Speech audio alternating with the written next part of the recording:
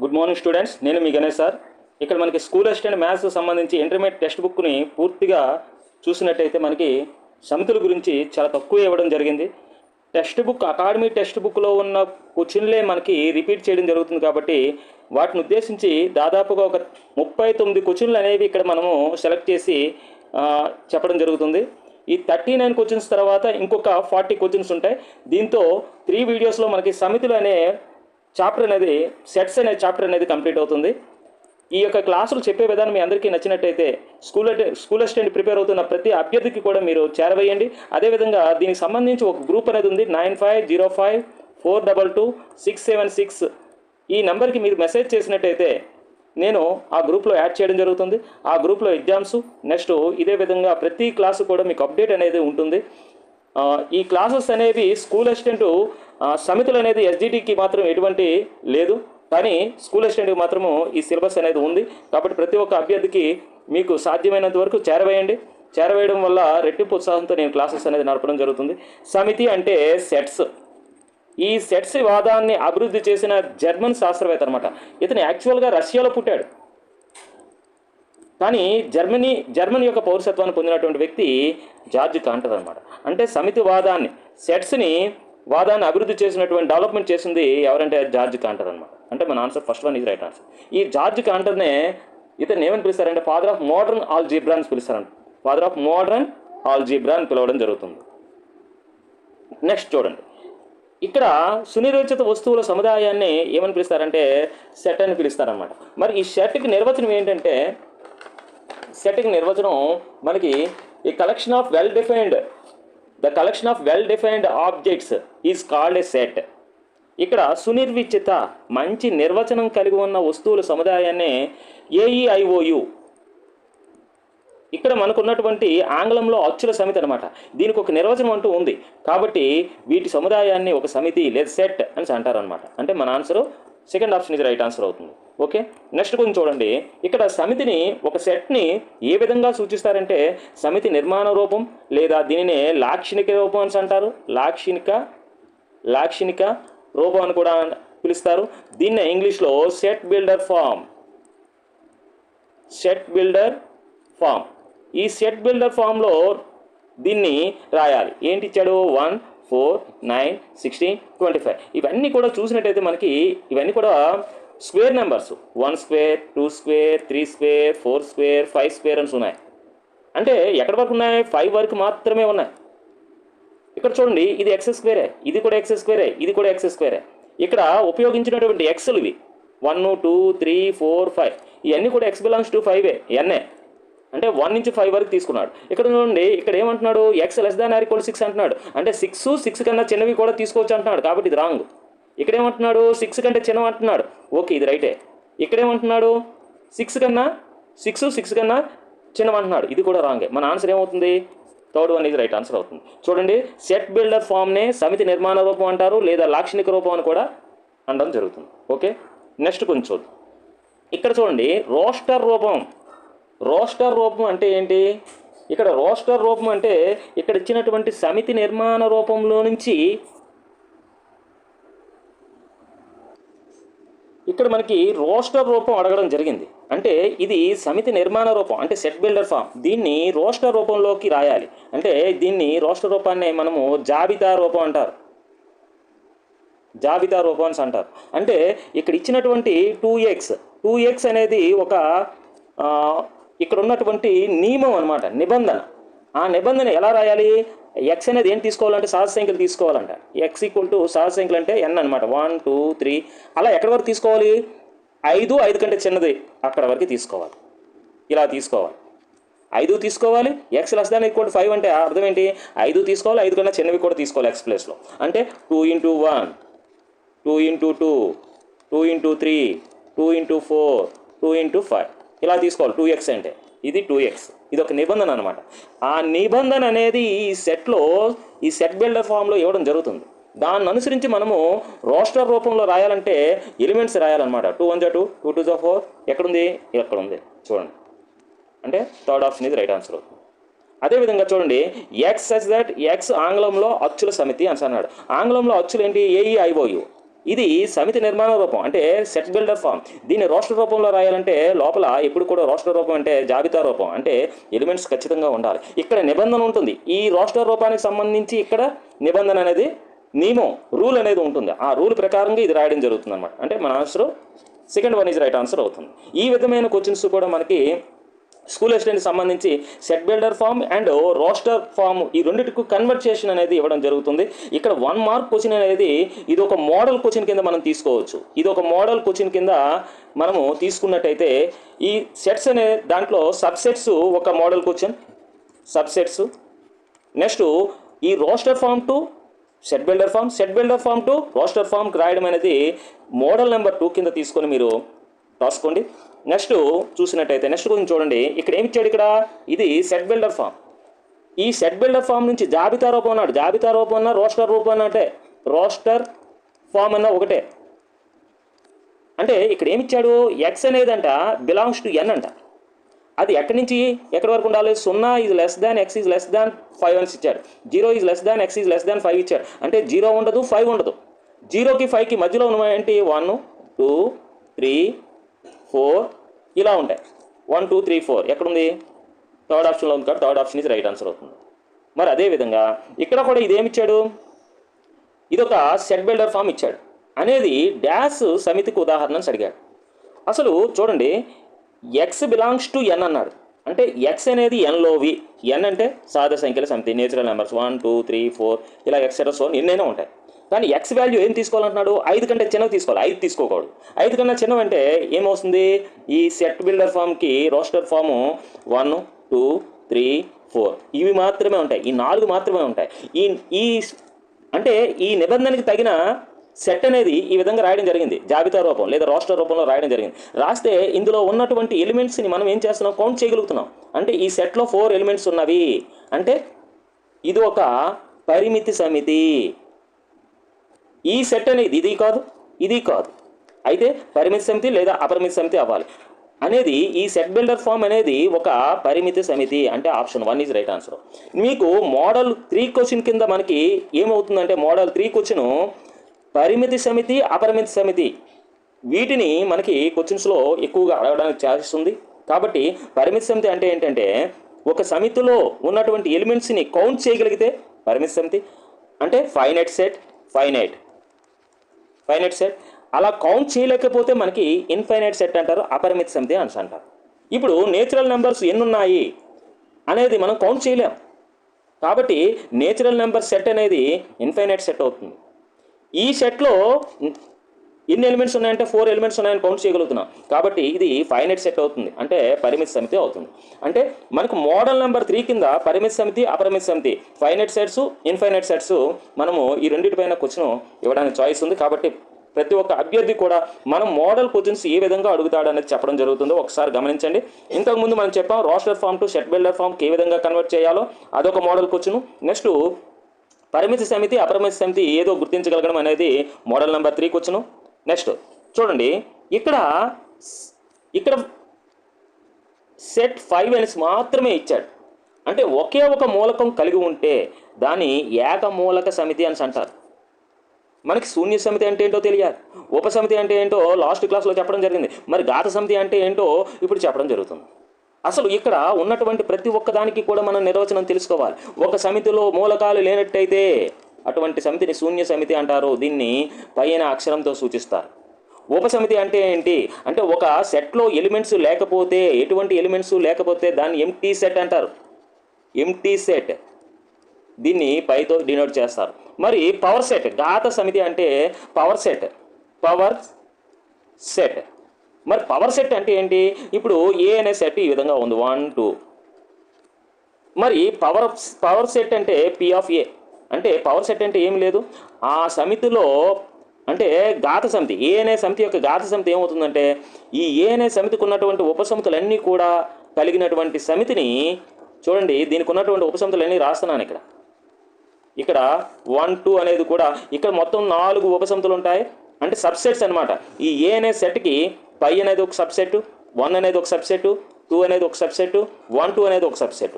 ఆ సబ్సెట్స్ అన్నీ కూడా ఎన్ని ఉంటాయి? ఈ ఏ అనే సెట్కి 4 ఉంటాయి కదా. ఆ 4 కలిగినటువంటి సెట్నే పవర్ సెట్ అని అంటారు. పవర్ సెట్ అని అంటారు అనమాట. ఓకేనా? ఘాత సమితి అంటే ఒక సమితి యొక్క ఉపసమితులు కలిగినటువంటి సమితిని ఘాత సమితి అంటారు. మరి ఒకే ఒక మూలకం కలిగినటువంటి సమితిని మనం ఏమని పిలుస్తామంటే ఘాత సమితి లేదా పవర్ సెట్ అని అంటారనమాట. ఇక్కడ మనకి ఇక్కడ ఈ సెట్లో 5 అనే ఒకే ఒక ఎలిమెంట్ ఉంది కాబట్టి దీని ఆన్సర్ ఏమవుతుంది అంటే ఏకమూలక సమితి లేదా ఒకే ఒక మూలకం ఉన్నట్టయితే దీన్ని సింగిల్టన్ సెట్ అని కూడా అంటారు ఇంగ్లీష్లో. ఓకే, నెక్స్ట్ కొంచెం చూద్దాం. ఈ నెక్స్ట్ క్వశ్చన్ 9th క్వశ్చన్ చూసినట్టయితే క్రింది వాళ్ళలో అపరిమిత సమితి అంటే ఇన్ఫైనైట్ సెట్. ఇన్ఫైనైట్ సెట్ అంటే ఏంటంటే ఆ సెట్లో ఉన్న ఎలిమెంట్స్ని కౌంట్ చేయలేమన్నమాట. అటువంటి సెట్ని ఇన్ఫైనైట్ సెట్ అంటారు. ఇక్కడ అపరిమిత సమితి అంటారు. ఇది చూడండి, ఈ సెట్లో నెంబర్స్ని కౌంట్ చేయగలము, 4 ఎలిమెంట్స్ ఉన్నాయని, కాబట్టి ఇది ఫైనైట్ సెట్.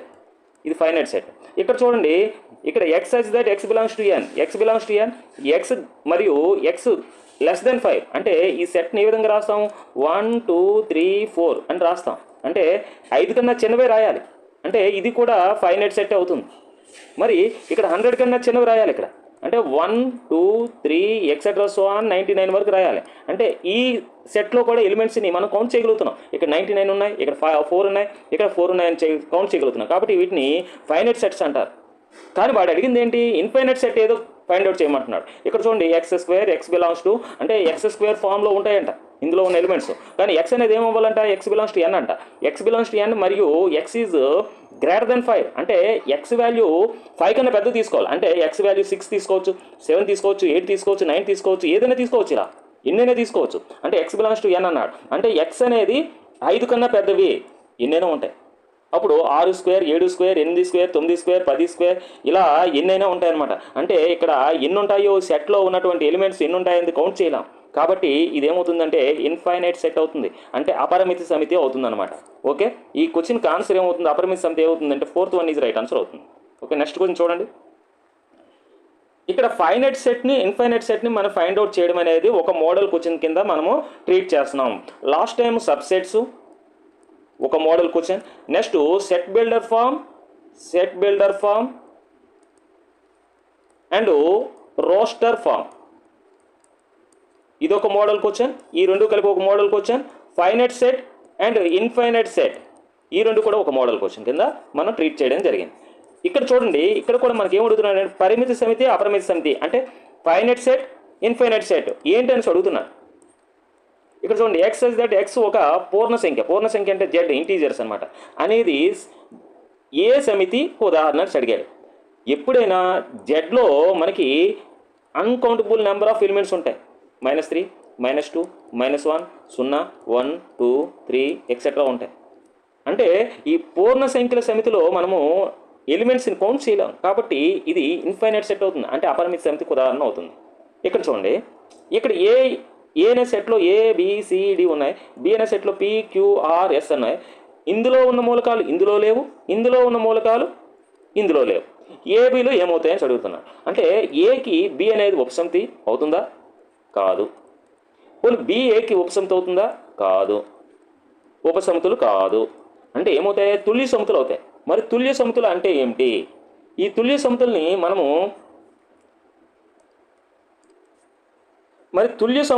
మనం ఏమని పిలవడం జరుగుతుందంటే ఈక్వలెంట్ సెట్స్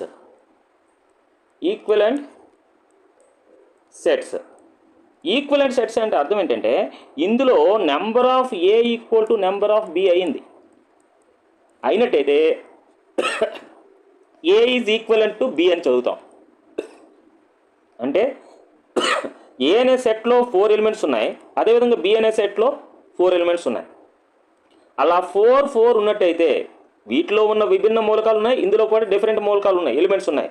కానీ ఆ రెండిట్లో కూడా నెంబర్ ఆఫ్ ఎలిమెంట్స్ అనేది ఈక్వల్గా ఉన్నాయి కాబట్టి ఆ రెండింటిని కూడా ఈక్వలెంట్ సెట్స్ అంటారు, లేదా తుల్య సమితులు అంటారు. ఏ ఈజ్ ఈక్వలెంట్ టు బి అని ఈ విధంగా రాయడం జరుగుతుంది. ఓకే, ఇక్కడ ఈక్వలెంట్ సెట్ అనేది ఒక మోడల్ అనమాట. Okay, next question. A equal to 1 2 3 4 5 అనేది సమితి యొక్క cardinal number of A set A is number of A. అంటే ఏ అనే సెట్లో ఉన్నటువంటి ఎలిమెంట్స్ ఎన్ని ఉన్నాయి అని అడుగుతున్నా. కార్డినల్ నెంబర్ అంటే కార్డినల్ సంఖ్య అంటే ఏ అనే సెట్లో ఎన్ని ఉన్నాయి, 5 ఉన్నాయి కాబట్టి ఈక్వల్ టు 5. ఓకే, ఇక్కడ చూడండి P ఈక్వల్ టు 1 2 3 4 అయితే క్రింది వాళ్ళలో ఏది సత్యం అసత్యము, ఫాల్స్ ఏది అడుగుతున్నారు, ఫాల్స్ ఏది అని అడుగుతున్నాడు. చూడండి 2 ఈజ్ బిలాంగ్స్ టు P, 2 అనేది P అనే సమితికి చెందుతుంది, ఇది ట్రూ. ఇక్కడ చూడండి ఈ సెట్ అనేది ఈ 1 2 అనే సెట్ P అనే సెట్కి సబ్సెట్ అవుతుంది. Okay, it is true. Next 3 4 కూడా ఈజ్ బిలాంగ్స్ టు P అన్నాడు, సబ్సెట్ అవుతుంది. ఇది 3 4 అనేది సబ్సెట్ అవుతుంది కానీ బిలాంగ్స్ టు అని ఇచ్చాడు, ఇది రాంగ్. ఇక్కడ 1 2 3 4 ఈ సెట్ అనేది P అనే సెట్కి సబ్సెట్ అవుతుంది, ఇది ట్రూ అవుతుంది, ఇది ట్రూ అవుతుంది, ఇది ట్రూ అవుతుంది, ఇది మాత్రమే ఫాల్స్ అవుతుంది. కాబట్టి మన ఆన్సర్ అనేది థర్డ్ ఆప్షన్ ఇది రైట్ ఆన్సర్ అవుతుంది. Okay, next question. ఓకే, ఈ క్వశ్చన్ ఆల్రెడీ చెప్పడం జరిగింది. ఈ క్వశ్చన్ చూడండి. ఏ ఈక్వల్ టు ABCDE అనే సమితి యొక్క ఉపసమితుల సంఖ్య, సబ్సెట్స్, నెంబర్ ఆఫ్ సబ్సెట్స్ అనమాట. ఉపసమితులు అంటే నెంబర్ ఆఫ్ సబ్సెట్స్. ఈ సెట్కి నెంబర్ ఆఫ్ సెట్స్. ఇందులో ఎన్ని ఉన్నాయి, 1 2 3 4 5 నెంబర్స్ ఉన్నాయి. Number of A equal to ఎంత, 5 కాబట్టి సబ్సెట్స్ అడిగాడు కాబట్టి 2 power number of A that equal to 2 power 5 that equal to 2 power 5 value 32. Answer fourth one ఇది రైట్ ఆన్సర్ అవుతుంది. నెక్స్ట్ కొంచెం చూడండి. ప్రతి సమితి every set is a subset of it self. ప్రతి సమితికి దానికి అదే ఉపసమితి అవుతుంది అనమాట. Every set is a subset of it self. Okay, దీని అర్థం అదనమాట. ఓకే, ఒక సమితిలో n మూలకాలు ఉంటే దాని ఉపసమితిలో మూలకాల సంఖ్య ఎన్ని ఉంటాయని అడిగాడు. ఒక సమితిలో n మూలకాలు ఉన్నాయనుకోండి, ఇలా 1 2 3 ఎక్సెట్రా సో ఆన్ n మూలకాలు ఉన్నాయనుకోండి, అప్పుడు ఇది ఒక ఏ అనే సమితి అనుకుందాం. అప్పుడు ఏమవుతుంది, నెంబర్ ఆఫ్ ఏ ఈక్వల్ ఏమవుతుంది, n అవుతుంది. మరి ఈ సమితిలో ఉన్నటువంటి ఉపసమితుల సంఖ్య అంటే సబ్సెట్స్ ఎన్ని ఉంటాయంటే 2 పవర్ n. ఎక్కడున్న answer 2 power n. First option is right answer అవుతుంది. Next question. ఒక సమితిలో n మూలకాలు ఉంటే దాని క్రమ ఉపసమితుల సంఖ్య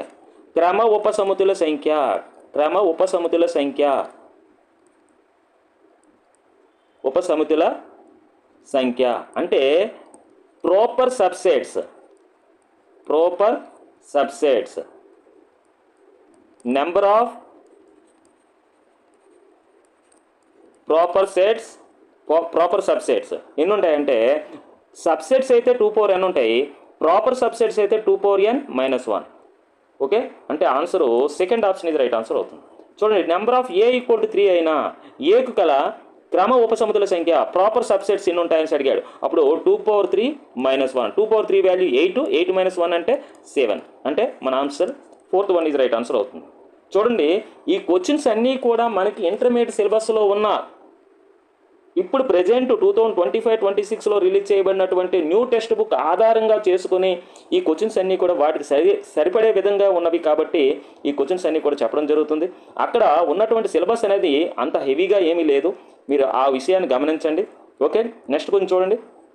ఇక్కడ number of A equal to 4, number of P of A అంటే P ఆఫ్ ఏ అంటే అర్థం ఏంటంటే ఇదొక పవర్ సెట్ అనమాట, అంటే ఘాత సమితి.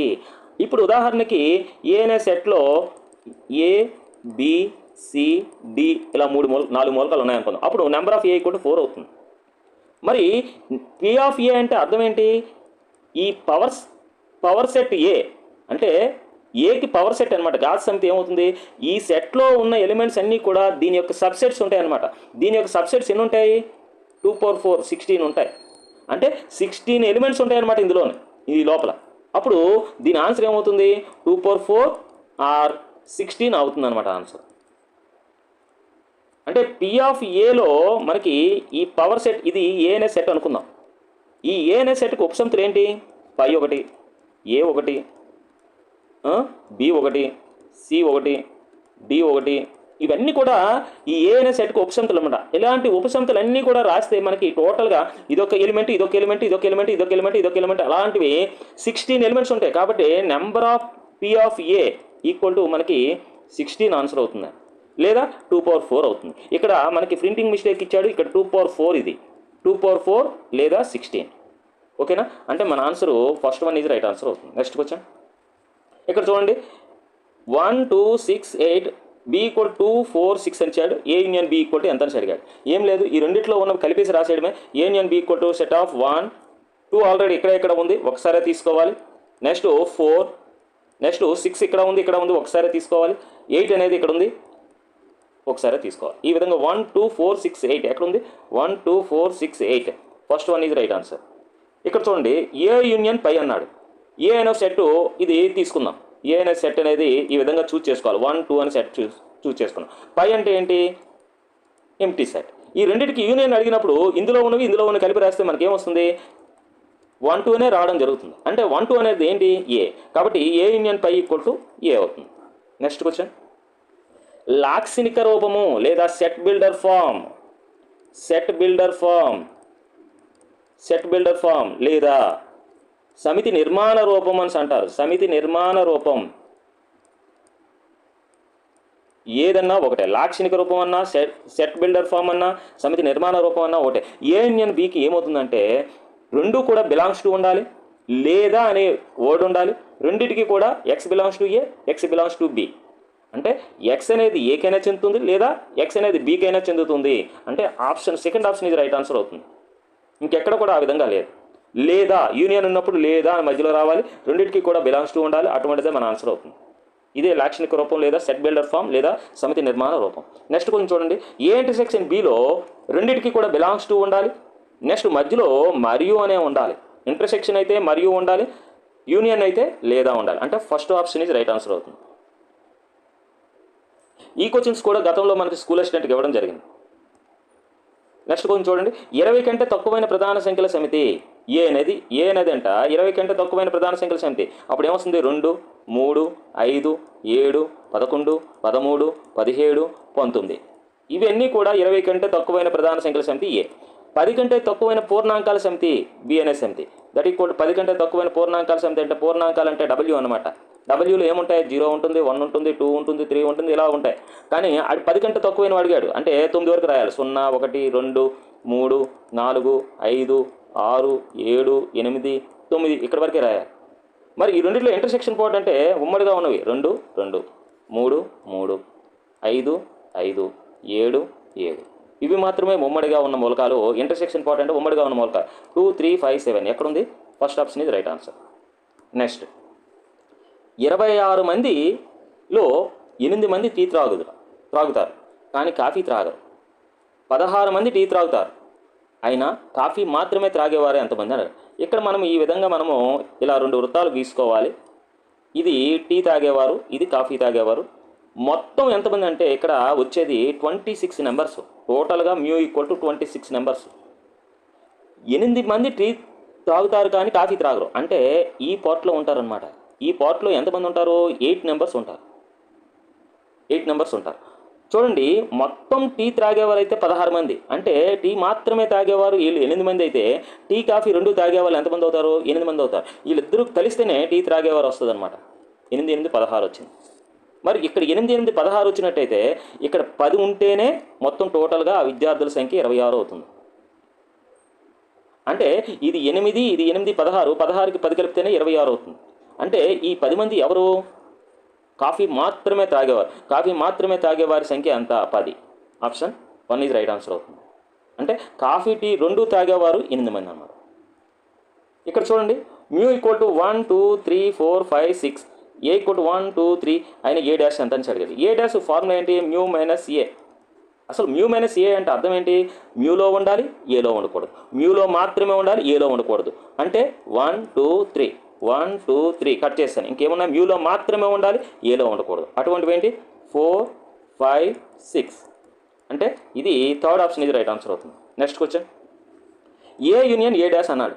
అంటే ఏ యూనియన్ ఏ డాష్ అంటే ఈ విధంగా మనం వెనచిత్రం తీసుకుంటే చాలా ఈజీగా అర్థమైపోతుంది. ఏ అంటే ఇది ఏ డాష్ అంటే అర్థం ఏంటి? ఏ డాష్ అంటే మ్యూలో ఉండాలి, ఏలో ఉండకూడదు. మ్యూలో ఉండాలి, ఏలో ఉండకూడదు. అంటే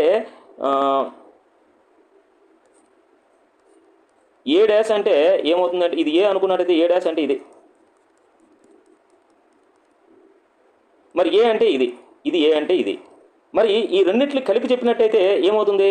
టోటల్గా ఈ పార్ట్ని ఇక్కడ షేర్ చేయబడిన పార్ట్ని ఇక్కడ షేర్ చేయబడిన పార్ట్ని కలిపి చెప్పాలి యూనియన్ అన్నాడు. అంటే ఏ అంటే ఇది ఈ వెనచిత్రం, ఏ డాష్ అంటే ఈ వెనచిత్రం ఏ డాష్. ఈ రెండింటికి కలిపి చెప్తే ఏమవుతుంది? మొత్తం దీర్ఘచతురస్రాకారంలో ఉన్నటువంటి మ్యూ అవుతుంది అనమాట. అంటే answer second one is right answer అవుతుంది. ఇక్కడ చూడండి, ఇది డిమోర్గన్ న్యాయాలు. A union B whole dash అన్నాడంటే అప్పుడు ఏమవుతుంది? A dash intersection B dash అవుతుంది.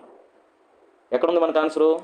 Fourth one is right answer అవుతుంది. అదే ఇంకొక డిమోర్గన్ న్యాయం A intersection B whole dash అడిగాడు అనుకోండి, అప్పుడు A dash union B dash అవుతుంది. Okay, next question A delta B. ఇక్కడ ఏ డెల్టా బిలో మనకి ఈ విధంగా మనము గీసినట్టయితే ఇది ఏ, ఇది బి, ఇది ఏ మైనస్ బి, ఇది ఏ మైనస్ బి, ఇదేంటిది ఏ మైనస్ బి, ఇదేంటిది B minus A. A minus B B minus ఏని కలపాలి. ఇది ఏ మైనస్ బి, ఇదేమో బి మైనస్ ఏ. ఈ రెండింటిని కలపడం అంటే యూనియన్ అనమాట.